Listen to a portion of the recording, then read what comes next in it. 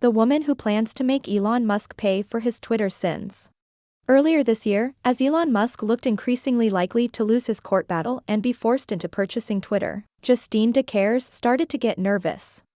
Like others, Decaires, a Twitter software engineer of 3.5 years, predicted a Musk takeover would come with mass layoffs. Unlike many, the 25-year-old had closely followed the legal battle between the billionaire and the social media company, and read every page of the merger agreement. "I get fascinated and interested in things very easily," explained Decaires, who uses they/them pronouns. Today, the attorney has filed 4 lawsuits on behalf of laid-off Twitter employees, alleging transgressions ranging from disability discrimination to Title VII violations. Her plan, she says, is to convince the multi-billionaire that paying his laid-off employees would be easier than fighting them all in court.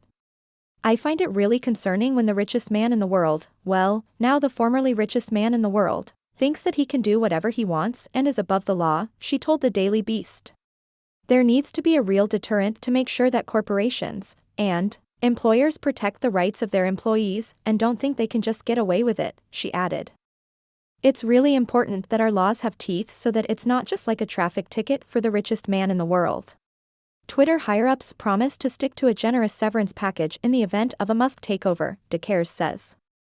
But the engineer had doubts, and started looking for labor rights attorneys with a history of dealing with powerful tech companies. The first email was to a Massachusetts attorney named Shannon Liss-Riordan, who had filed a lawsuit against Tesla months earlier. The attorney called back that same day. "It was kind of like, okay, let's wait and see how this goes," Decaires recalled of that first conversation. But when things started happening, she was ready. The mass layoffs at Twitter in November, a proverbial red wedding that cut the staff in half, has proven fertile ground for lawsuits.